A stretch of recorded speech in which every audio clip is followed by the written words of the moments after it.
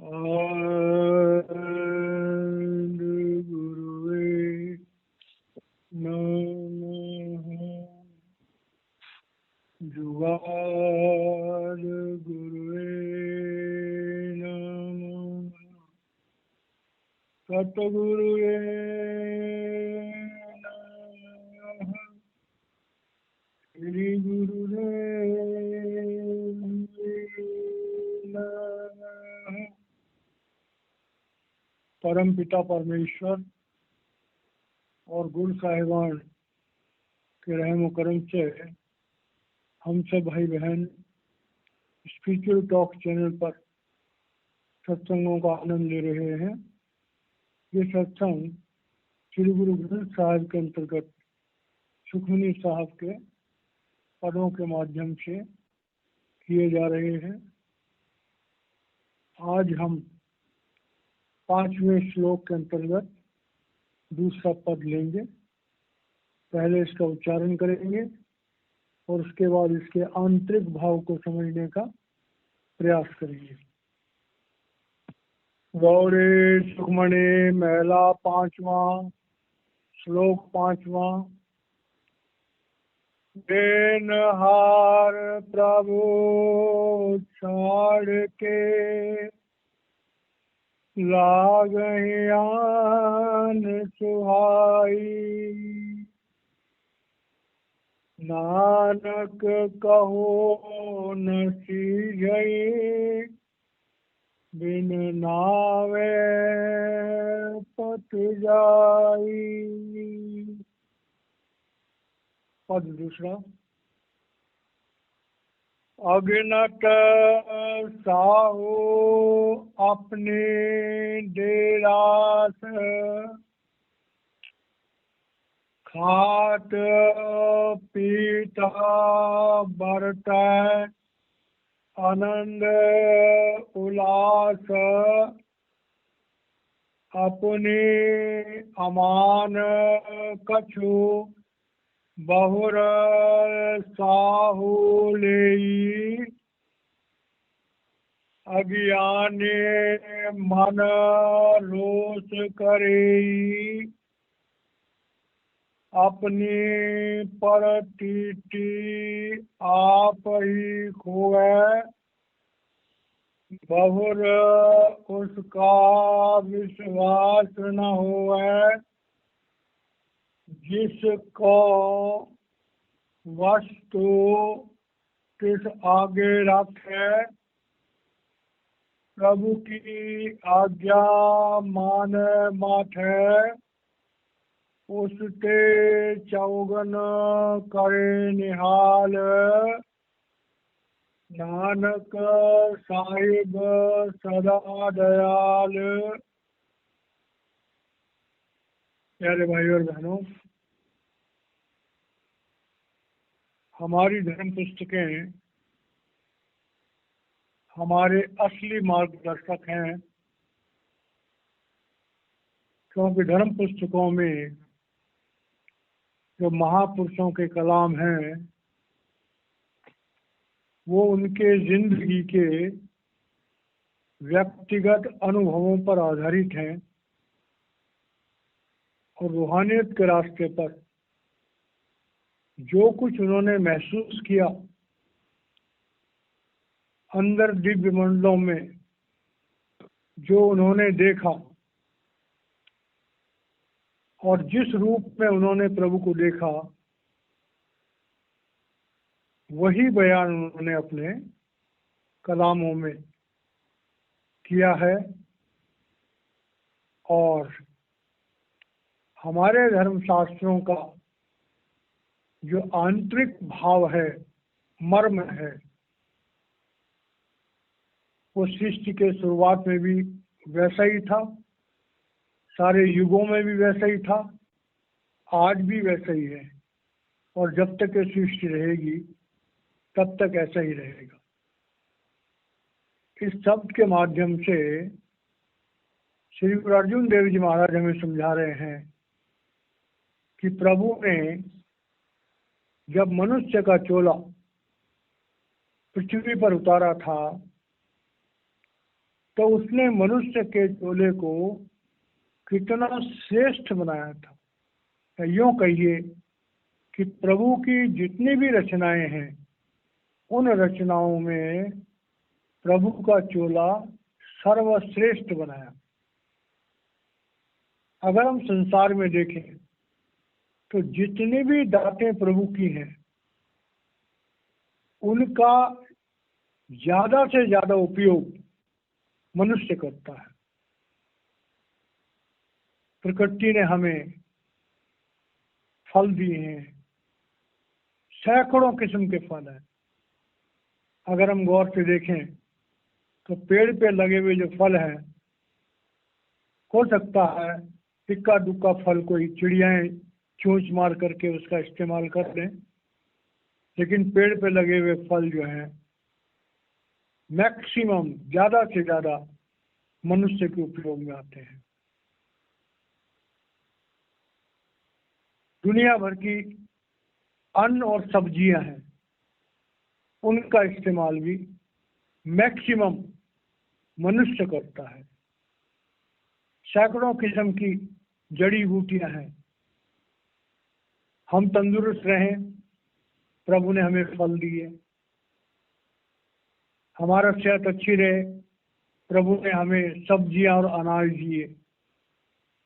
हम बीमार हो जाएं तो प्रभु ने हमारे लिए पेड़ पौधों के जड़ी बूटियों के रूप में दवाइयां दे दी। हम सुरक्षित रहें तो प्रभु ने हमें बहुत सारे बड़े बड़े पेड़ दे दिए, जिनको काट के लोग जो है पहले अपने मकान बनाया करते थे। उसके बाद में पत्थरों से मकान बनने लगे। उसके बाद में आज सीमेंट के, लोहे के मकान बनते हैं। तो अगर मकान भी बनते हैं तो उनमें लोहा, सीमेंट वगैरह जो है सब प्रकृति के इस मिट्टी में ही हमें मिल जाते हैं। तो ये सोचो कि आज का मनुष्य अगर चंद्रमा तक पहुंच गया है, आज के मनुष्य के लिए जो है संसार की सारी सुविधाएं उपलब्ध हैं, तो ये सुविधाएं आई कहाँ से? इन सुविधाओं के लिए जो मटेरियल है वो कहाँ से आया? तो प्रभु ने पहले से अरेंजमेंट कर रखा है। हमें जिंदा रहने के लिए ऑक्सीजन बना दी, पृथ्वी पर अन्न और फल उगते रहे, बादल बना दिए, बरसात का सिस्टम बना दिया, सारी सृष्टि को जल कैसे मिलना चाहिए। तो यहाँ पर श्री गुरु अर्जुन देव जी महाराज कह रहे हैं कि वो परम पिता परमेश्वर दयालु है, वो समस्त सृष्टि पर दयालु है, समस्त 84 लाख योनियों पर दयालु है, लेकिन मनुष्य पर कुछ ज्यादा दयालु है। क्योंकि मनुष्य का चोला पृथ्वी पर प्रभु ने जो उतारा था, तो क्यों उतारा था? कि जो रूहें प्रभु ने भगवान काल निरंजन को दी थी, और वो रूहें ब्रह्म से अंड और अंड से जब पिंड के देश में आई, इस मायावी देश में, तो जैसे महापुरुष कहते हैं कि जो दिव्य आत्माएं थी वो इस देश में आने के लिए तैयार नहीं थी। तो प्रभु ने अपना कॉल देकर, अपना वचन देकर उन दिव्य आत्माओं को मनुष्य का चोला पहना करके इस पिंड के देश में भेजा था। और उसके लिए कहा गया है कि दर्द दिल के वास्ते पैदा किया इंसान को, वर्ण तात के लिए कुछ कम न थी करो भी हम। प्रभु ने अगर अपनी पूजा ही करवानी होती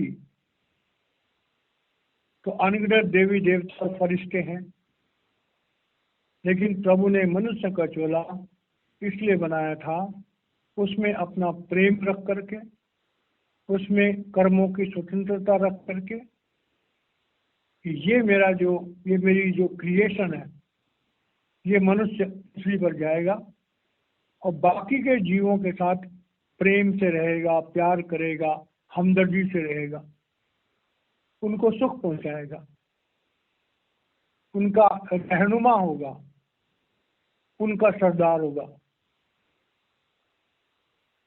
और उसे अनगिनत दौलतें देगी। तो श्री गुरु अर्जुन देव जी महाराज फरमा रहे हैं कि अगिनत साहू अपनी देरास, इस मनुष्य को परमात्मा ने अनगिनत दौलतें दे करके इस पृथ्वी पर उतारा। समय बीतता गया और वो आत्माएं जो इंसानी रूप में आई थी, काल भगवान की चालाकी के कारण से वो कर्मों के विधान में फंस गई और कर्मों के विधान में फंसने के कारण से बजाय दूसरे जीवों की रहनुमाई करने की बजाय वो आत्माएं खुद ही भ्रमित हो गई। तो आज का जो मनुष्य है उसके अंदर वो दैवी गुण है तो सही, लेकिन वो छुपे हुए हैं। मनुष्य अपने उन दैवी गुणों को बहुत कुछ भुला बैठा है और संसार में आकर के अब मनुष्य भी जो है वो खात पीट बरत आनंद उल्लास, और वो मनुष्य शरीर जो पृथ्वी पर और जीवों की रहनुमाई करने के लिए आया था, वही मनुष्य शरीर अब दुनिया में खाने में, पीने में, आनंद लेने में, मौज मस्ती करने में लग गया। ये देखिए कितनी गहराई से समझने वाली बात है कि आज अगर हम किसी अच्छे महात्मा को देखें या किसी श्रेष्ठ पुरुष को देखें तो उसके जीवन में क्या हमें खासियत मिलेगी? वो इंसान सुबह जल्दी उठता होगा, सुबह उठ करके सबसे पहले उस परमपिता परमेश्वर को याद करता होगा थोड़ी देर के लिए, उसके बाद अपने शरीर के स्वास्थ्य का ख्याल करता होगा, प्राणायाम वगैरह करता होगा, उसके बाद उसका जीवन साफ सुथरा होगा, उसका भोजन सात्विक होगा, उसके जो कार्य होंगे वो ईमानदारी के होंगे, वफादारी के होंगे, उसके जीवन में नम्रता होगी, उसके जीवन में प्यार होगा, परोपकार होगा, दया होगी, पवित्रता होगी, और इस तरह से वो संसार में व्यवहार करेगा, चाहे वो कुछ भी करता हो, चाहे वो सन्यासी के वेश में हो, चाहे वो गृहस्थी के वेश में हो, चाहे वो ब्रह्मचारी के वेश में हो, उसके अंदर जो मानवीय मूल्य हैं वो हमें नजर आएंगे। खाना वो भी खाएगा, कपड़े वो भी पहनेगा, लेकिन अपनी जरूरत के मुताबिक। तो श्री गुरु अर्जुन देव जी महाराज इस शब्द के माध्यम से हम सब लोगों को समझा रहे हैं कि मनुष्य जिसे उस परमपिता परमेश्वर ने अनगिनत दौलतें दी हैं, और आज का मनुष्य जो है उन प्रभु की दातों को खाने, पीने, ओढ़ने, पहनने, मौज मस्ती करने में खर्च करता है। कुछ लोग होते हैं जो मिल बांट के भी खाते हैं, कुछ लोग होते हैं जो परोपकार भी करते हैं, लेकिन सब लोग नहीं। तो कह रहे ऐसे इंसान प्रभु की उन दातों को इस्तेमाल करता हुआ अपना जीवन बिता रहा है। ये आज के मनुष्य की नॉर्मल कंडीशन है। अब जो दातें प्रभु ने हमें दी हैं, उन दातों के बारे में जो मनुष्यों का दृष्टिकोण है, अब वो मनुष्यों का दृष्टिकोण क्या है कि अपने अमान कछु बहुर साहू ले, अज्ञानी मन रोष करे। अब ये बात बड़ी गहराई समझने वाली है। प्रभु ने जो हमें दिया वो प्रभु ने हमें सिर्फ अपने लिए नहीं दिया, उसमें प्रकृति का ऋण भी है, समाज का ऋण भी है, माता पिता का ऋण भी है, और बाकी जो योनि है उनका भी ऋण है। आज से करीब 50-100 साल पहले हर इंसान परोपकार की भावना रखता था। किसान अगर खेती करता था तो उसकी खेती के जरिए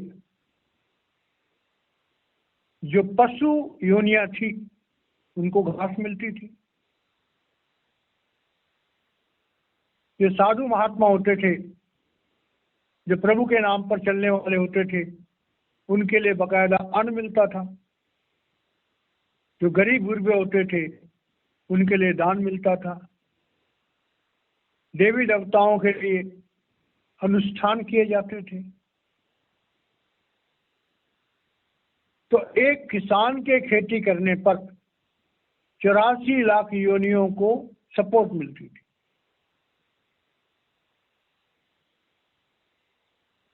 जो महात्मा लोग होते थे, ज्ञानी होते थे, शिक्षक वर्ग होता था, वो पढ़ाई लोगों को शिक्षा पैसा कमाने के लिए नहीं देते थे, तो सबके लिए शिक्षा उनकी फ्री होती थी। जैसे प्रभु की हर दातें फ्री हैं, उसी तरह ज्ञान भी फ्री था। समय बीतता गया, इंसान के अंदर हवस बढ़ती गई, और वो जो मिल बांट के खाने की प्रवृत्ति थी अब बदल गई। अब तो इंसान ऐसे हवस के मारे हुए हैं कि जिनका जहां दाव लगता है वो सोचता है सारी दुनिया की दौलत मैं ही इकट्ठी कर लूं, मैं ही दौलत के ढेर लगा लूं, मैं ही तरक्की कर लूं, मुझ पे पैसा आ गया है तो मैं एक नहीं 20 मकान बना लूं, 10-15 गाड़ियां रख लूं।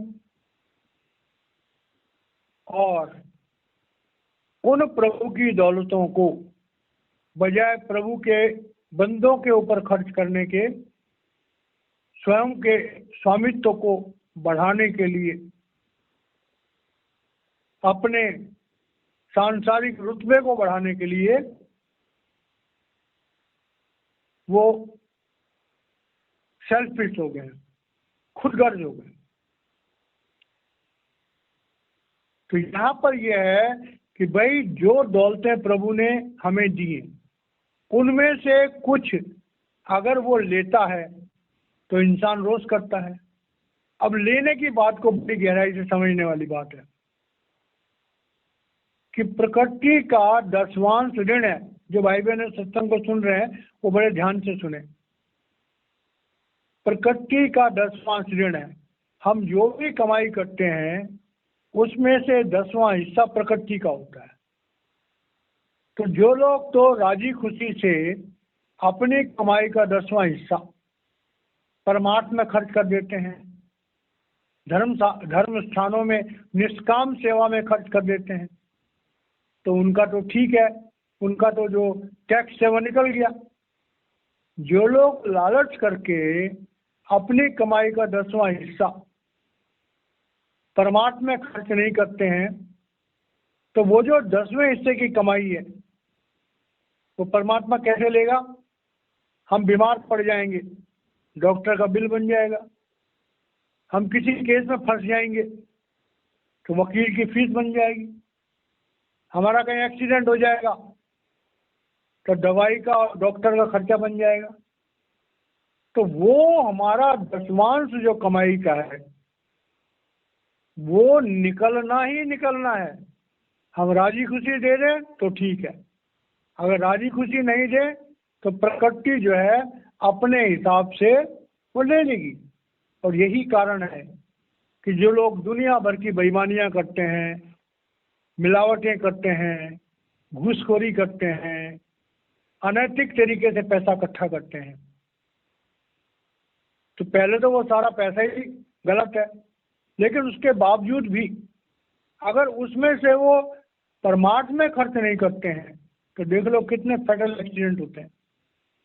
एक इंसान ने उसने बेईमानी करके पैसा इकट्ठा किया, बड़ी महंगी कार खरीदी, सारे परिवार को लेके घूमने जा रहा है। अब गलत तरीके से पैसा कमाया है, मौज मस्ती करने की आदत है, दारू पीने की आदत है, कार चला रहे हैं, बड़ी हाई स्पीड पे जा रहे हैं, एक्सीडेंट हो गया, पूरा परिवार खत्म हो गया। कहीं पर किसी का एक्सीडेंट हो गया, शरीर भी बेकार हो गया, लाखों रुपया खर्च हो गया। किसी इंसान के घर में चोरी हो गई। इस सत्संग के माध्यम से ये संदेश संसार के समस्त लोगों के लिए है कि हम इस गलतफहमी में न रहें कि हम जो गड़बड़ कर रहे हैं उसे कोई नहीं जानता। परम पिता परमेश्वर हम सब के अंदर विराजमान है। वो हमारी हर सोच को, हमारे हर बोल को, हमारे हर कार्य को देख रहा है, और देख ही नहीं ना, नोट कर रहा है, रिकॉर्ड कर रहा है, और उसके न्यायालय में इंसाफ होता है। तो इस सब के माध्यम से ये है कि भाई हमारे तन मन और धन का जो दशवांश है वो प्रकृति का ऋण है, वो हमें राजी खुशी देना चाहिए। अगर प्रकृति का ऋण हमने नहीं दिया तो हम किसी केस में फंस जाएंगे, हमारे घर में चोरी हो सकती है, हमारा एक्सीडेंट हो सकता है, हमारा कोई बच्चा नालायक बन करके, शराबी कबाबी जुआरी बन करके उस धन का नाश कर सकता है। क्योंकि प्रकृति अपने टैक्स को कभी नहीं छोड़ती, और जब प्रकृति अपने टैक्स को लेती है तो जो अज्ञानी इंसान है वो रोता है, भगवान को गालियां देता है।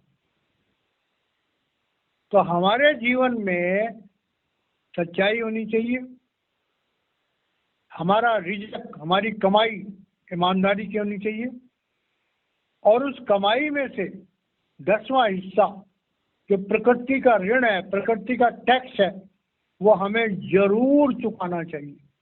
अगर हम चाहते हैं कि हम इन लफड़ों में न फंसे, हमारे ऊपर कोई केस न चले, हमारा एक्सीडेंट ना हो, हमारे घर में चोरी ना हो, हम किसी बड़ी बीमारी में न फंस जाएं, तो अपनी कमाई का, अपने तन मन और धन का दशवांश परोपकार में जरूर लगाना चाहिए। और जहां तक हो सके बेईमानी की, रिश्वतखोरी की, चालबाजी की, छल कपट की कमाई से दूर रहना चाहिए। क्योंकि प्रभु जो है कोई अनजान बच्चा नहीं है, वो तो भैया हर चीज का प्रॉपर तरीके से इलाज करता है, और जो उसने दिया उसमें से दशवांश जो है वो टैक्स है, वो हमें चुकाना पड़ेगा। अब तुम राजी खुशी चुका लो या गैर राजी चुका लो। अब कह रहे हैं अपनी प्रतीत आप ही खोवे, बहुर उसका विश्वास न होए। अब ये बात बड़ी जानने वाली है। जैसे अपने जीवन में हम देखते हैं, हमारा कोई प्रियजन है, चाहे वो बेटा है, चाहे भाई है, चाहे कोई मित्र है, और हम उसे कोई चीज दें और कहें ले भाई इसको रख तो अपने पास, और वो इंसान जो है उस चीज को रख के, और जब हम मांगे हमें देना वापस, तो तब क्या होगा कि हमारा उस पर से विश्वास हट जाएगा। कई बार हम देखते हैं कि हम अपनी कई बहुमूल्य चीजें किसी अपने मित्र को, अपने भाई को, अपने बच्चे को दे देते हैं, और वो लालच करके उस चीज को हमें लौटाता नहीं है। तो जरूरी बात है कि आगे से हम ऐसे इंसान को कभी भी कोई चीज रखने के लिए नहीं देंगे। इसका आंतरिक भाव क्या हुआ? इसका आंतरिक भाव ये हुआ कि प्रभु ने खासकर मनुष्यों को इस पृथ्वी पे जो भेजा है वो परोपकार करने के लिए भेजा है। प्रभु ने जो हमें दिया, अगर हमारा शरीर स्वस्थ है तो हमें दूसरों की मदद करनी चाहिए। अगर हमारा बौद्धिक ज्ञान अच्छा है तो हमें दूसरों को ज्ञान देना चाहिए। अगर हमारे पास धन ज़्यादा है, हमारी ज़रूरत से ज़्यादा है, तो हमें वो बांट के रखना चाहिए। तो कह रहे हैं प्रभु की जो दातें हैं वो खाली ये नहीं कि जो हमने प्राप्त किया तो ये तो खाली मेरे लिए है, नहीं, मिल बांट के खाओ। आज से करीब 50, 60, 70, 80 साल पहले परिवार में अगर कोई इंसान कमाता था तो परिवार के जितने भी लोग होते थे, जो भाई बिरादर होते थे, सबको बराबर का हिस्सा मिलता था। पूरे परिवार की कमाई सबके लिए समान तरीके से इस्तेमाल होती थी। आज क्या हाल है कि एक भाई अगर करोड़पति है और दूसरा भाई बड़ा गरीब है तो वो करोड़पति भाई जो है अपनी मौज मस्ती और गुलछर्रे उड़ाएगा, लेकिन उस गरीब भाई को प्रॉपर तरीके से उसे स्टैब्लिश करने के लिए उसके ऊपर खर्च नहीं करेगा, बल्कि भाई भी आपस में एक दूसरे को नीचा दिखाने की कोशिश करते हैं। तो ये जो धर्मशास्त्र हैं या जो सत्संग होते हैं वो हमें हमारे जीवन में हमारा दृष्टिकोण कैसा होना चाहिए। अगर हम लोग सत्संगों को ध्यान से सुने तो सबसे पहला सत्संग होता है कि हम अपने मनुष्य जीवन को एक सच्चा और सुच्चा जीवन बनाएं। हम अपने परिवार के लोगों से दिल और जान से प्यार करें, अपने परिवार के लोगों के सुख दुख में सहायी हों। अगर हम एक अच्छे इंसान होंगे और अपने परिवार के सुख दुख में सहायी होंगे तो हमारी आदत बन जाएगी, हम बाहर के लोगों के साथ भी सुख दुख में सहायी होंगे। तब प्रभु ने जो हमें दौलतें दी हैं उन्हें बजाय हम ढेर लगा करके इकट्ठा करने की, संसार में देखो ऐसे भी कई लोग हैं जिनके पास लाखों करोड़ों अरबों रुपया है, विदेशी बैंकों में जाकर रखा हुआ है, सैकड़ों बीघा सैकड़ों एकड़ जमीन खरीद के रखी हुई है, गरीबों का खून चूसते हैं, लोगों का हक मारते हैं, गवर्नमेंट से बेईमानियां करते हैं और पैसा इकट्ठा करी जा रहे हैं, इकट्ठा करी जा रहे हैं, इकट्ठा करी जा रहे हैं, और एक दिन आगे मर जाएंगे, सब यहीं छोड़ जाएंगे और कर्मों की गठड़ी साथ बांध के ले जाएंगे और अगले जन्म में जाके फिर लूले लंगड़े अंधे कोढ़ी बन करके दोबारा जन्म लेंगे। तो भाई हमें जो सत्संग है उसके माध्यम से ये पता लगता है कि मनुष्य शरीर, मनुष्य योनि सर्वश्रेष्ठ है। हमें ऐसा कोई काम नहीं करना चाहिए जिसके कारण से हमारा अगला जन्म जो है वो बर्बाद हो जाए। हमारा जीवन का दृष्टिकोण कैसा होना चाहिए उसके बारे में आगे समझा रहे हैं श्री गुरु अर्जुन देव जी महाराज।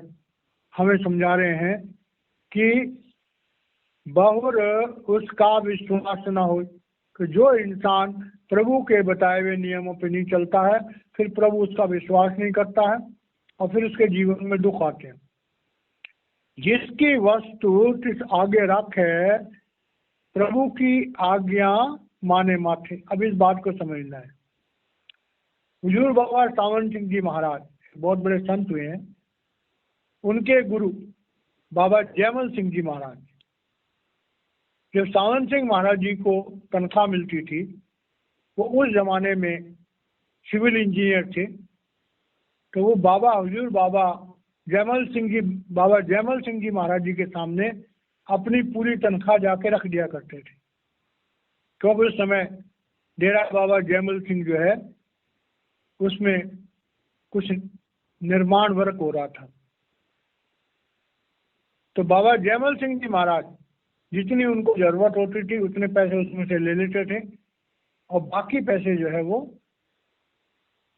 सावन सिंह महाराज जी को उसके घर गृहस्थी के लिए दे दिया करते थे। और यही काम उसके बाद परम पूज्य कृपाल सिंह जी महाराज क्या करते थे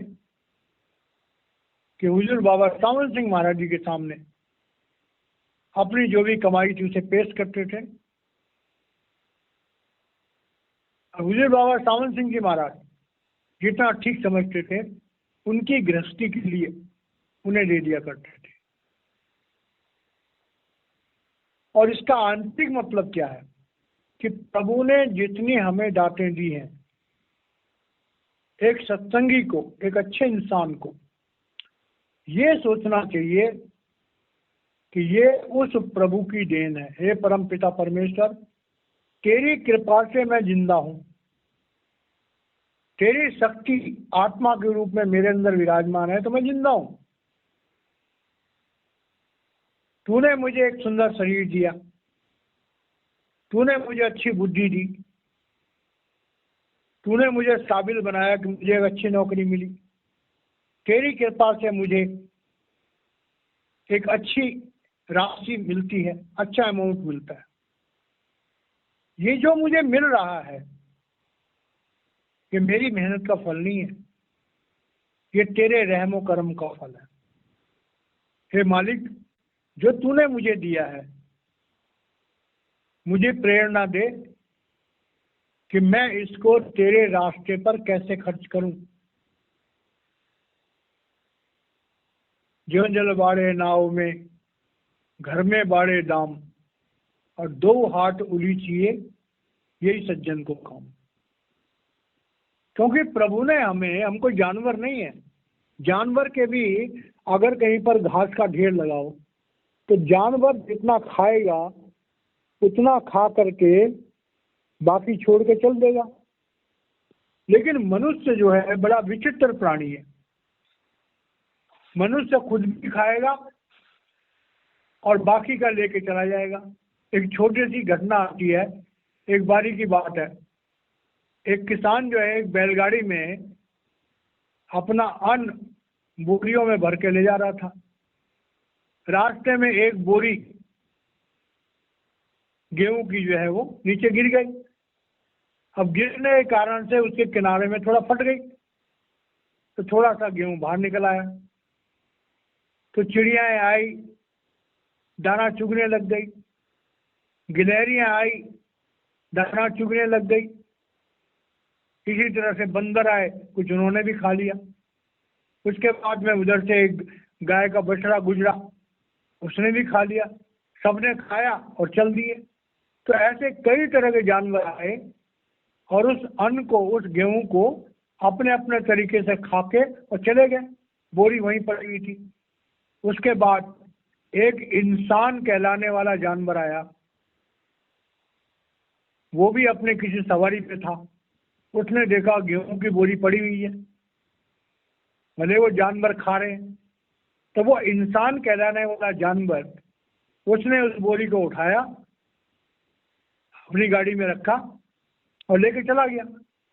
तब बताइए कि बाकी जो जानवर हैं उन्होंने अपनी जरूरत के मुताबिक उसमें से लिया, लेकिन इंसान कहलाने वाले जानवर ने उस पूरी बोरी को उठा के ले गया।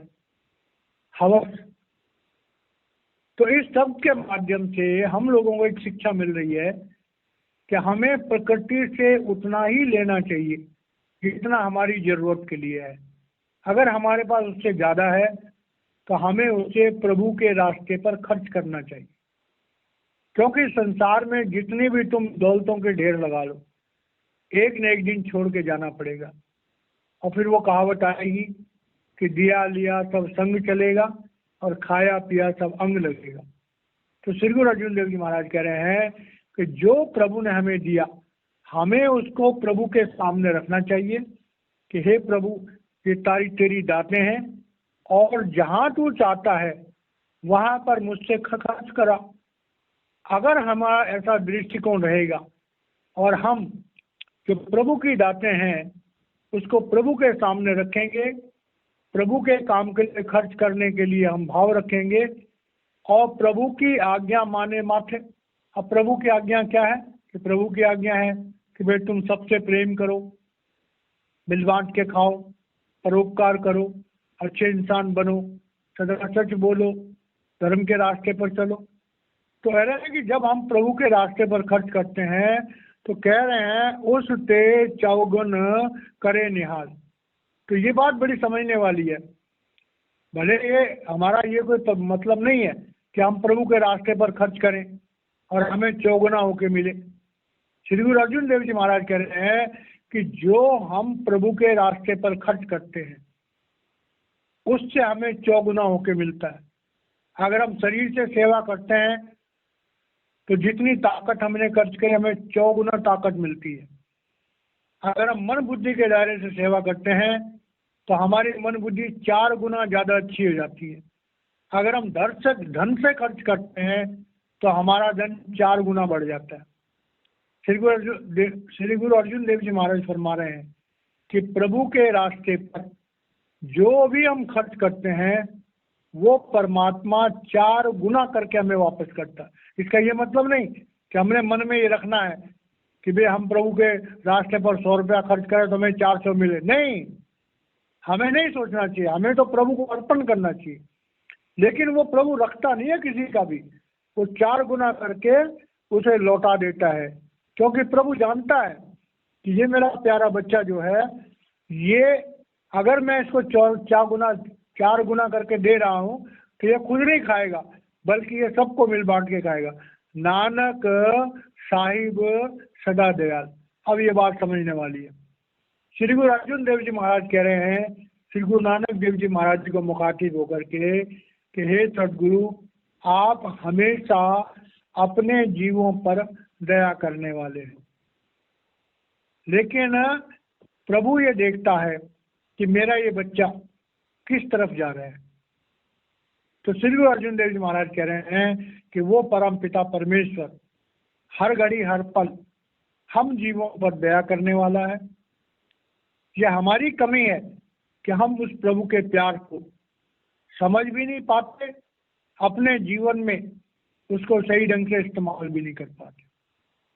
तो ये एक तरह से सदगुरु के सामने अरदास है कि हे सदगुरु, तो हमें सही रास्ते पर लगाओ। इस तरह से हमारा ये दूसरा पद समाप्त होता है। वाणी को विराम देते हैं, बाकी का कल होगा। जय महाराज जी की।